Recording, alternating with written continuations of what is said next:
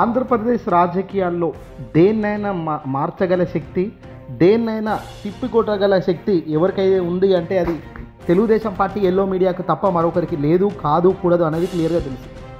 రాజకీయంలో అనేక మంది విమర్శలు చేసుకుంటారు, ప్రతి విమర్శలు చేసుకుంటారు, సందర్భం అనుసారంగా కలుస్తుంటారు. కానీ రాజకీయంగా మాత్రం తెలుగుదేశం పార్టీ చేసే పనులు, ఆ ఎల్లో మీడియా ద్వారా చేయించుకునే కార్యక్రమాలు చూస్తుంటే నిజంగా షాకింగ్. ఎందుకంటే తాజాగా వైఎస్ఆర్సీపీ పార్టీ అధినేత మాజీ ముఖ్యమంత్రి జగన్మోహన్ రెడ్డి గారు వర్సెస్ మెగాస్టార్ చిరంజీవి బాలకృష్ణ వ్యాఖ్యలు పెను దుమారం రేపాయి రెండు తెలుగు రాష్ట్రాల్లో. బాలయ్య అసెంబ్లీ వేదికగా మెగాస్టార్ని కాస్త కించపరిచినట్టు మాట్లాడడం, అలాగే జగన్మోహన్ రెడ్డి గారిని సైకో అనడం, ఇదంతా కూడా చరిత్ర మనకు సాగింది ఈ మధ్యకాలంలో.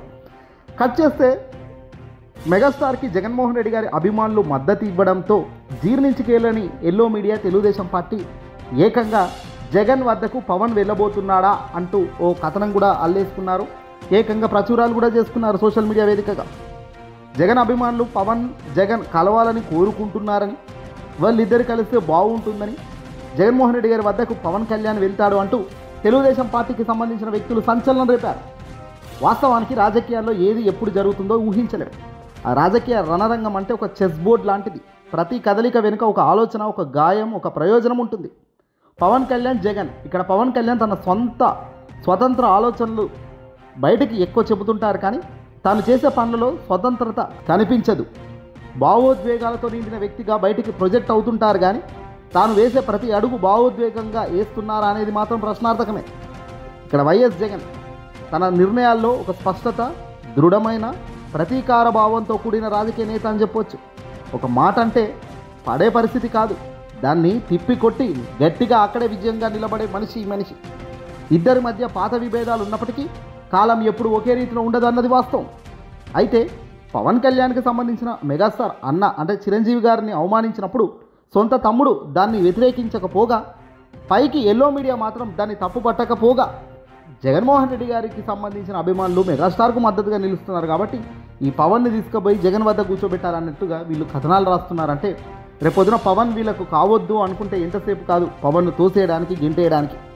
రాజకీయాల్లో ఎవరిని ఎప్పుడు గెంటేయాలో, ఎవరిని ఎప్పుడు దగ్గరికి చేర్చుకోవాలో బహుశా చంద్రబాబు నాయుడు గారికి తెలిసినంత గొప్పగా ఏ రాజకీయ నాయకుడు కూడా ఆంధ్రప్రదేశ్, తెలంగాణలో తెలిసి ఉండదు.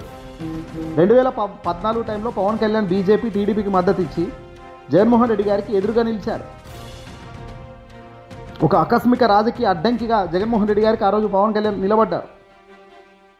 ఆ రోజు పవన్ కళ్యాణ్ దృష్టిలో జగన్ ఒక అవినీతి పత్రిక అంటూ కూడా రెచ్చిపోయారు.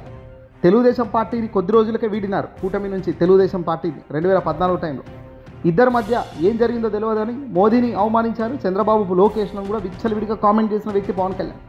మరి చంద్రబాబును తిట్టలేదా, లోకేష్ను తిట్టలేదా? ఈరోజు వాళ్ళందరూ కలిసి చేయి పట్టుకొని నడవడం లేదా? అంటే రాజకీయాల్లో సాధ్యం అసాధ్యం అనేది ఏమీ ఉండదు, కేవలం ప్రయోజనం, గాయం, ఆలోచన, ప్రయోజనం మాత్రమే ఉంటాయి. పవన్ కళ్యాణ్ ఇప్పుడు తెలుగుదేశం పార్టీ కూటమిలో ఉన్నారు.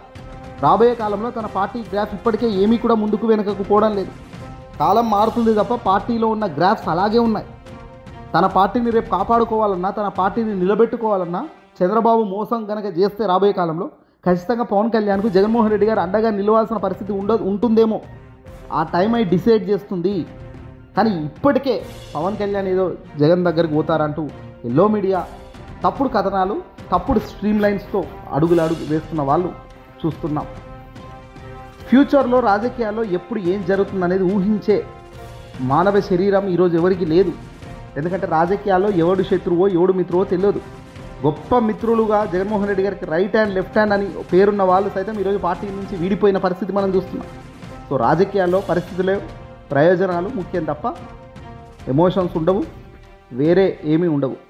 ఏదేమైనప్పటికీ కూడా అల్టిమేట్ గోల్ ఏందా అంటే రాజకీయాల్లో ప్రజలకు మనం ఏం చేస్తున్నాం, ప్రజల గుండెల్లో మనం ఎక్కడ నిలబడ్డామన్నదే పాయింట్. అందులో వెనుకబడ్డప్పుడు ఎక్కడున్నా ఏం చేసినా వేస్టే గురు. ఈ వీడియోని అసలు లైక్ కొట్టి షేర్ చేయండి.